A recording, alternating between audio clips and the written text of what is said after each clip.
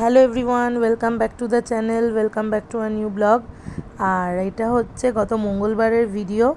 আমি গেছিলাম হচ্ছে বিপত্তারিণী পুজো দিতে, তো ভাবলাম যে চলো তোমাদের সঙ্গে একটু শেয়ার করি।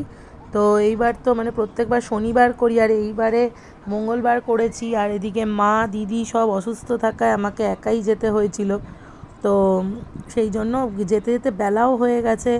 তো মেয়েদের স্কুল পরীক্ষা সব কিছু নিয়ে তো দেখো এখানে কালীঘাটে আমরা পুজো দিই। তো এই কালীঘাটে এখানে সব ডালা এরম বিক্রি হয় ধরে, তো সেখান থেকে ডালা ডোর সব কিছু নিলাম, মালা নিলাম ফুলের। আর নিয়ে আমরা বেশি ভেতরে যাই না, সব জায়গায় এরকম চৌকি পেতে প্যান্ডেল করে বেশ পুজো হয়, সেখানেই করি। তো ওখানে গিয়ে এত ভিড় ছিল, আর আমি একা এতগুলো হাতে ডালা, তো সেই জন্য আমি আর মানে ব্লগ করতে পারিনি। অন্যান্য বার করি, কিন্তু এইবারেই কি হলো ঠাকুরই জানে, মানে আমি আর মায়ের ভিডিও তুলতে পারিনি। তো দিয়ে মেয়েদের স্কুল ছুটি হওয়ার সময় তাই জন্য আবার নিতেও চলে গেলাম, কারণ কি তখন 11:30 অলরেডি বেজে গেছে, কেন বড় মেয়ের আগে ছুটি হয়ে যায়। তো তারপরে দেখো দুজনকে স্কুল থেকে নিয়ে একসঙ্গে তারপরে ফিরে যাচ্ছি, কারণ ওদের পরীক্ষা আছে বলে ওদেরকে ওই জন্য আমি আরও মানে নিয়ে যেতে পারিনি। আর এমনিতেও প্রত্যেকবার তাও চেষ্টা করি একাই যাই, সকাল সকালই পুজো দিয়ে আসি। যদিও নিয়ে যেতাম, কিন্তু ওদের এত কামাই হয়েছে শরীর খারাপে, তো সেই জন্য আর নিইনি। আর এই দেখো এসে মা দেখি ঘরে পুজোও কমপ্লিট করে নিয়েছিল। তারপর পুজো দিয়ে উঠতে উঠতেই মায়েরও খিদে পেয়ে গেছে। তারপরে তাড়াতাড়ি করে, যেহেতু সাবু ভেজানো ছিল আগের দিন রাতে, তা সাবুটা মাখা করলাম। আবার এখানে আমাকে সাবু মাখতে সাহায্য করেছে আমার ছোটো মেয়ে, আমাদের তিতলি।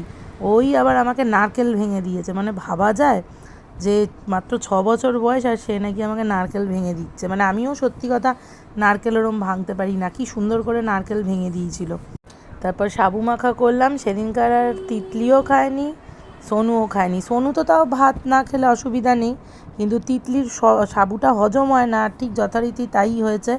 রাত্রেবেলা বমি ঢমি করে ভাসিয়েছে, কারণ উনি ভাত খায়ননি, বলে না আমিও সাবু মাখাই খাবো। তো সাবু মাখাটা কিন্তু খেতে খুব টেস্টিও হয়েছিল। ও আবার এটা আমি মাখানোর পর ও আবার কড়াই নিয়ে হাতা নিয়ে ঘুরিয়ে যাচ্ছে।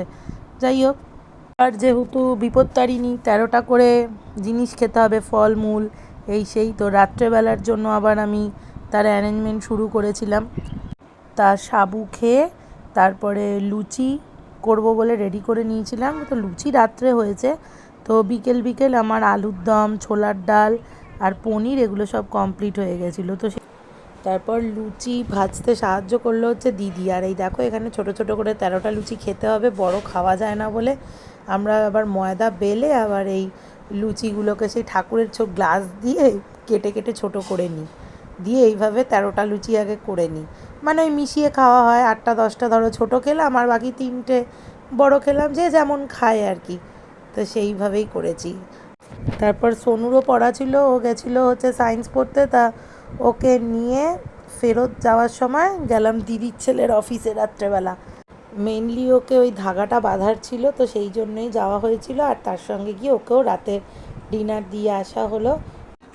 এই করেই সারাটা দিন কাটলো। সেদিনকার খুব টায়ার্ড লাগছিল।